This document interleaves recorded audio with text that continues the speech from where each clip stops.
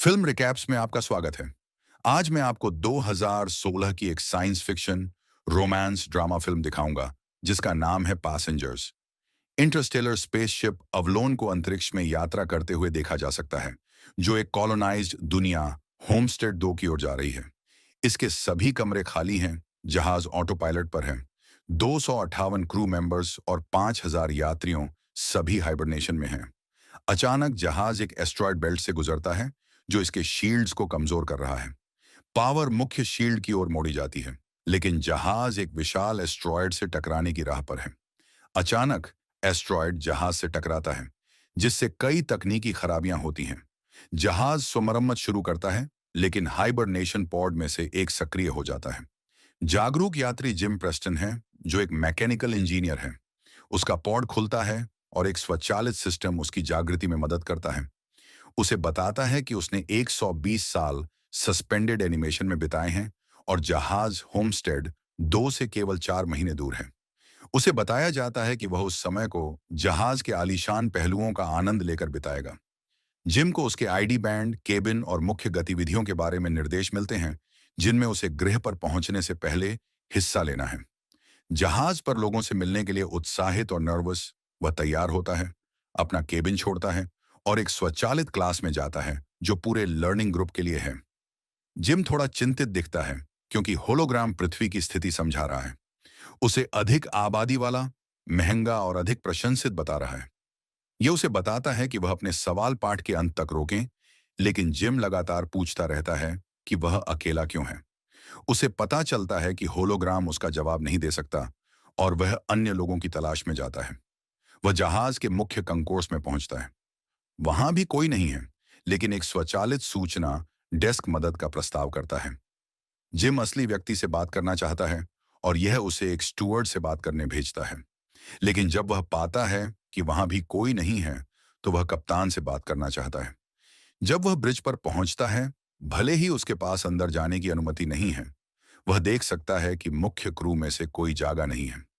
Gym अंत में वेधशाला observatory जाता है, जहां उसे पता चलता है कि जहाज असल में होमस्टेड 2 से 90 साल दूर है।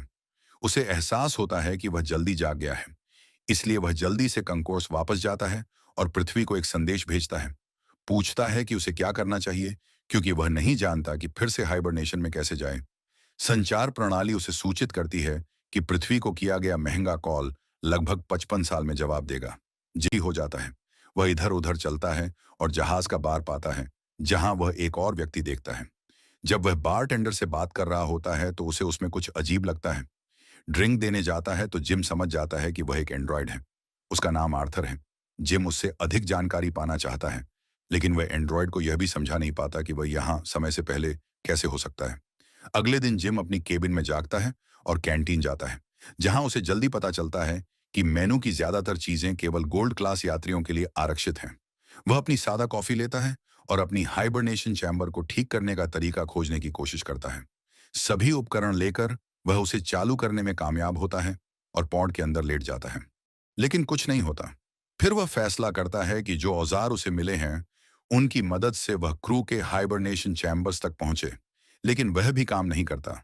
जहाज में छोटी छोटी खराबियां होने लगती हैं। जिम बार बार बार में जाता है शराब पीने के लिए, लेकिन असल में वह आर्थर से बात करने के लिए जाता है। आर्थर एक एंड्रॉयड है जो उसे कुछ सलाह देता है और जिम को गोल्ड क्लास रूम में घुसकर थोड़ा मजा करने के लिए मनाता है। जिम सारे रेस्टोरेंट्स, गेम्स और एंटरटेनमेंट सिस्टम आजमाता है, लेकिन समय के साथ वह और भी ज्यादा दुखी हो जाता है, अकेले होने के कारण। एक दिन वह शराब पीकर घूमते घूमते हाइबरनेशन पोर्ट्स तक पहुंच जाता है और एक एयरलॉक में चला जाता है, जहां स्पेस वॉक के लिए स्पेस सूट रखे होते हैं। जिम एक सूट पहनता है और एयरलॉक के पास जाता है, लीवर खींचता है और एयरलॉक खोलने वाला बटन दबाता है। जहाज से बाहर निकलने पर वह वहां का नजारा देखकर चकित रह जाता है। वह उस समय होश में रहने वाला इकलौता इंसान होता है। जिम अपने बूट्स से मैग्नेट हटाता है और अंतरिक्ष में तैरने लगता है। अंदर से टूट चुका होता है।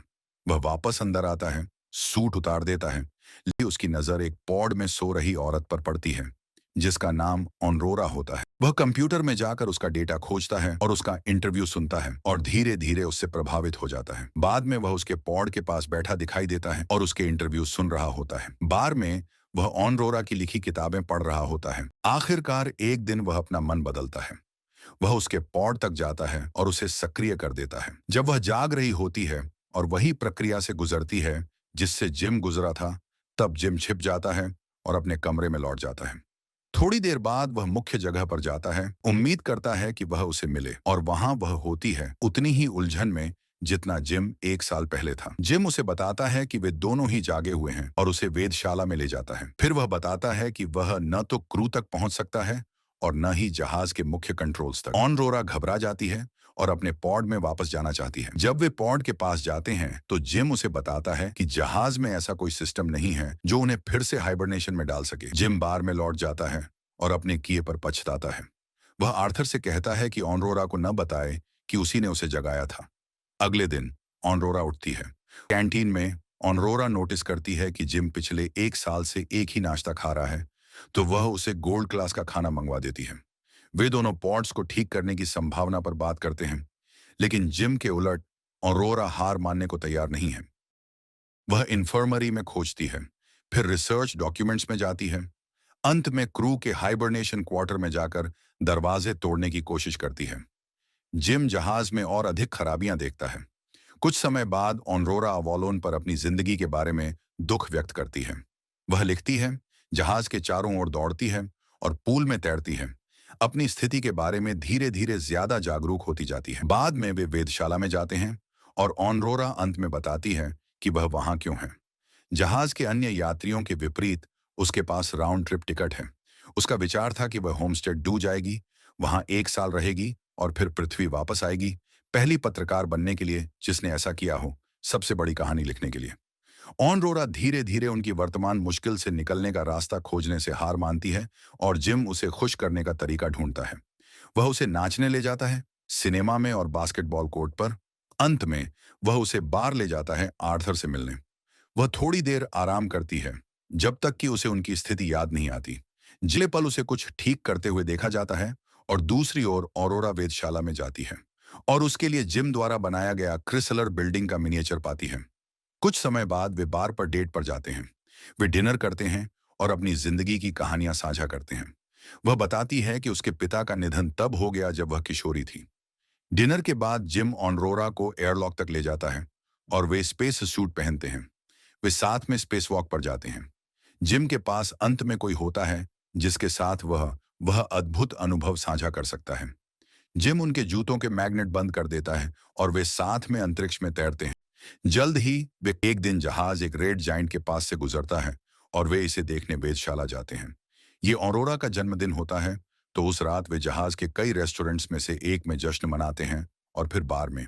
जिम वॉशरूम जाता है और वह अंगूठी तैयार करता है जो उसने ऑनरोरा के लिए बनाई थी, जबकि वह बार में आर्थर से बातें करती रहती है।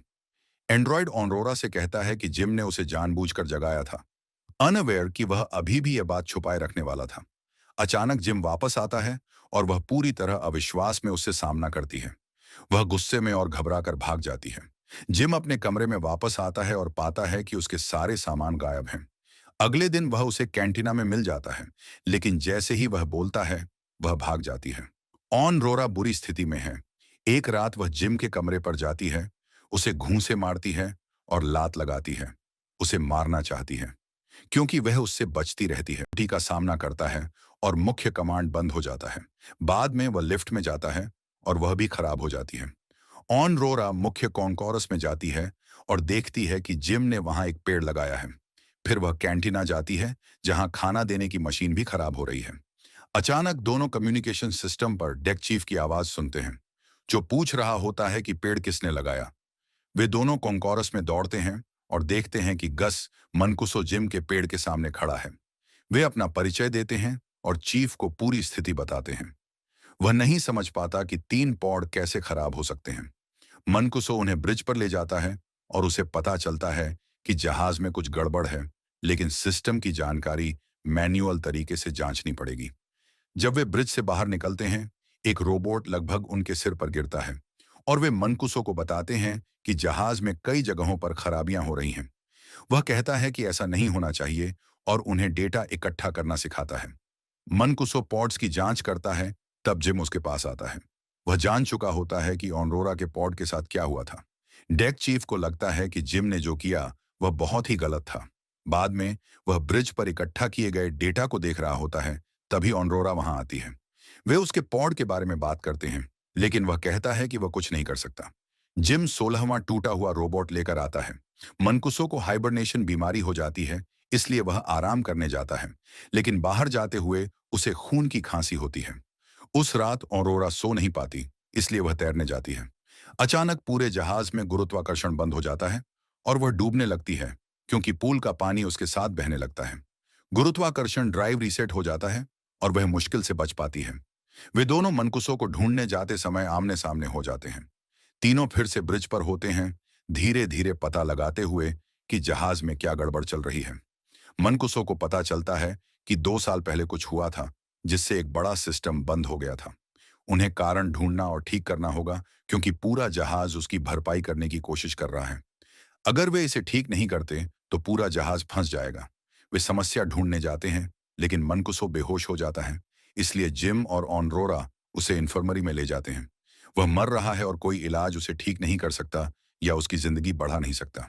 कुछ समय बाद तीनों वेधशाला में मिलते हैं और मनकुसो जिम को अपनी आईडी ब्रेसलेट देता है, उन्हें जहाज ठीक करने के लिए कहता है और तुरंत मर जाता है। अचानक लाइट्स लाल हो जाती हैं और जहाज हिलने लगता है। जिम ऑनरोरा से कहता है कि उसे उसकी मदद चाहिए और वे इंजीनियरिंग की तरफ दौड़ते हैं, लेकिन गुरुत्वाकर्षण ड्राइव में एक और खराबी आ जाती है और तुरंत ही एक और खराबी आती है, जिससे आर्थर भी प्रभावित होता है। जिम उसे डीएक्टिवेट कर देता है। वे आखिरकार इंजीनियरिंग में पहुंचते हैं और समस्या ढूंढने लगते हैं। उन्हें पावर प्लांट में समस्या मिलती है और जैसे ही वे हैच खोलते हैं, ऑरोरा अंदर की ओर खिंच जाती है। एक एस्ट्रॉयड ने उस हिस्से में जहाज की दीवार में छेद कर दिया था। जिम भी खिंच जाता है, लेकिन वह हैच को पकड़ लेता है जो उस पर बंद हो रहा होता है।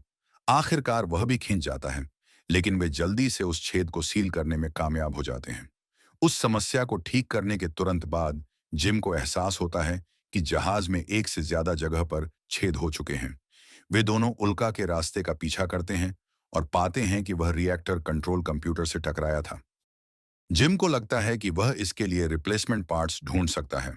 वे पार्ट ढूंढ लेते हैं और उसे बदल भी देते हैं, लेकिन रिएक्टर को वेंट करने की प्रक्रिया फिर भी फेल हो जाती है। वे इसे मैन्युअली करते हैं, लेकिन वो भी फेल हो जाता है। जिम समझ जाता है कि उसे रिएक्टर को ठंडा करने के लिए वेंट डोर को बाहर से खोलना पड़ेगा। दोनों एयरलॉक की तरफ जाते हैं और जैसे ही जिम बाहर जाने की तैयारी करता है, वह ऑरोरा को मैनकुसो का ब्रेसलेट देता है, क्योंकि हो सकता है वह वापस ना आ पाए। अरोरा उसकी स्पेस सूट पहनने में मदद करती है और जैसे ही जिम एयरलॉक में जाता है, वह उसे कहती है कि वापस आना, क्योंकि वह उसके बिना इस जहाज पर नहीं जी सकती। अरोरा वापस रिएक्टर रूम में जाती है, जहां तापमान बहुत ज्यादा बढ़ चुका है। रिएक्टर से एक बोल्ट निकलकर उसके हाथ में लग जाता है। उधर जिम बाहर से वेंट डोर के पास पहुंचता है और उसे देखकर तरीका निकालने की कोशिश करता है। तापमान बहुत खतरनाक स्तर पर पहुंच चुका है और जिम को समझ आता है कि उसे वेंट डोर को हाथ से खोलकर पकड़ना पड़ेगा, ताकि रिएक्टर की गर्मी बाहर निकाली जा सके। वह अरोरा को बताता है। उसे ये प्लान पसंद नहीं आता, लेकिन जिम आगे बढ़ता है और अरोरा को वेंट करने को कहता है। अरोरा आखिरकार रिएक्टर वेंट कर देती है। प्रक्रिया सफल हो जाती है, लेकिन रिएक्टर से निकली गैस जिम को दूर फेंक देती है और उसका सेफ्टी केबल टूट जाता है। उसके स्पेस सूट का प्रेशर भी गिर रहा होता है। वह अरोरा को सब बताता है और अरोरा जल्दी से दूसरी स्पेस सूट पहनकर उसे बचाने बाहर जाती है। वह माफी भी मांगता है। अरोरा बाहर जाती है, लेकिन उसका केबल छोटा होता है, जिससे वह पीछे खींच जाती है। लेकिन वह अचानक जिम की रस्सी पकड़ लेती है और उसे अंदर खींच लाती है। अरोरा जिम को इन्फर्मरी में ले जाती है, लेकिन तब तक वह मर चुका होता है।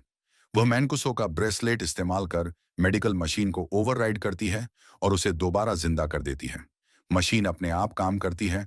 अरोरा उसे माफ कर देती है। बाद में अरोरा आर्थर रोबोट को ठीक करती है। जिम उसे इन्फर्मरी में ले जाता है और बताता है कि उसने मेडिकल पॉड को हाइबरनेशन पॉड में बदलने का तरीका ढूंढ लिया है।